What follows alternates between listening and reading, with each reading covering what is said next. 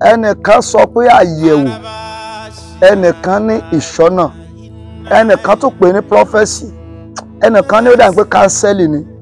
Gbogbo ohun tó ń sọ yẹn ojú kan náà ni gbogbo ẹ̀ wà. Ẹ gbọ́ mi, láìsí àyẹ̀wò báwo lèyẹ ṣe mọ ọmọ tó ń ṣe èèyàn?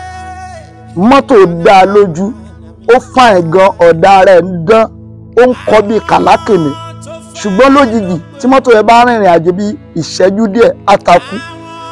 Kán bá tún gbé jáde níjọ́ kejì ó ń dà láàmú. Mọ́tò yẹn láìṣe pé wọ́n bá ṣe àyẹ̀wò fún, ó lè yẹ pé nǹkan kékeré báyìí ló ń yọ lẹ́nu. Ohun tí mò ń gbìyànjú àti sọ fún ẹ ni pé ó lè ga kó sínbọlẹ̀, kó fáìn gan, kó láṣọ tó dáa. Iṣẹ́ gan kó ń wo èèyàn pa iṣẹ́ wo ló yẹ lọ pé iṣẹ́ báyìí mo ṣe, ẹnjíníà ni mí, dókítà ni mí. Ṣùgbọ́n o lè ní fọ́ọ̀tì kékeré. Fọ́ọ̀tì yẹn dẹ̀rẹ̀ o ò lè mọ̀ fúnra rẹ̀, àfi kán bẹ́ẹ̀ wò. Ohun tí mò ń gbìyànjú àti sọ yìí pé kéèyàn yẹra ẹ̀ wò ó jẹ́ nǹkan tó ṣe kókó, tó ṣe pàtàkì. Ìwé Máàkì sọ wípé ẹ máa gbàdúrà kẹ́ sì máa kíyèsára. Tí nǹkan bá ń dùn fún ẹ, tó ń rówó ná, tó ń wọlé, tó ń lọ láyọ̀, tó ń dé láyọ̀, even gan o nílò àyẹ̀wò. O gbọ́dọ̀ mọ tán plan sílẹ̀ fún ẹ. O ò lè mọ gbogbo ẹ̀. Ẹnìkan sọ pé mi máa ń lálàá, o ò lè fi gbogbo ẹ̀ lálàá. Mo gbàdúrà fún ẹ tó ń wo fídíò yìí, ayé ò ní farapamọ́ jẹ ẹ́ níyà.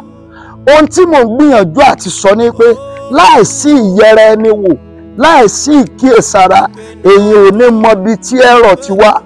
Ọ̀pọ̀lọpọ̀ bí tí ẹlòmíì ń gbàdúrà sí, ibẹ̀ kọ́ ni ẹ̀rọ ayé ẹ̀ ti wá. Ẹlòmíì lè ní mo mọ̀, orogún márùn mi ni, ẹlòmíì ọ̀rẹ́ mi ni. Ó sì lè jẹ́ pé ibi tó fura sí lògùn yẹn ti ń wá. Ẹnìkan máa ṣàmì pẹ̀lú mi. Gbogbo ẹni tó fogún jẹ tó fura sí ní orúkọ Jésù, ogun ọ̀run kó kọjú ìjà sí wọn. Tó o bá fẹ́ yẹra wò yẹn, báwo ló ṣe lè ṣe? Wòlíì nìkan ló lè sọ tó ń ṣẹlẹ̀ pẹ̀lú ìrìn àjò ẹ. Wòlíì ló máa sọ fún ẹ pé báyìí, ó lè sọ fún ẹ pé pure water mẹ́ta yìí òun ni kó lọ lò. Fìkan bọ́jú láàárọ̀, fìkan bọ́jú lọ́sàn-án, fìkan bọ́jú lálẹ́. Tó bá gbàgbọ́ gẹ́gẹ́ bí Bíbélì ṣe sọ, ó ní ẹni bá gba wòlíì gbọ́ yóò jèrè wòlíì. Ó rí Námánì ni, ó ní sumipu ńlé, oríṣiríṣi odò ló pọ̀ nílẹ̀ Ísírẹ́lì, ṣùgbọ́n odò Jọ́dánì tó jẹ́ adágún yẹn ni wòlíì ní kó lọ. Òun náà kọ́kọ́ wò pé kí ló ń fẹ́ fomi ẹ ṣe, ṣùgbọ́n nígbà tó gbàgbọ́ ó ní tẹsímọ́nì. Tí iṣẹ́ wòlíì fi ṣe pàtàkì nínú ìrìn àjò ẹ̀dá nìyẹn. Ẹ̀yin tẹ́ ẹ fẹ́ ga, ẹ̀yin tẹ́ ẹ fẹ́ gòkè àgbà, ẹ̀yin tẹ́ ẹ fẹ́ kù nínú ìṣòro ọjọ́ tó ti pẹ́, jájọ gbàdúrà kí n sọ nǹkan tó ń ṣẹlẹ̀ fún ẹ. Olúwa ló rán mi, kì í ṣe ènìyàn, ó dá mi lójú. Àti mọ wòlíì tọ́lọ́run rán kò dẹ̀ ṣòro. Bíbélì sọ pé nípa èso wọn la ó fi mọ̀ wọ́n. Ẹnìkan ní àwọn fake yẹn tí ẹ ti wá pọ̀ jù, gbọ́ mi.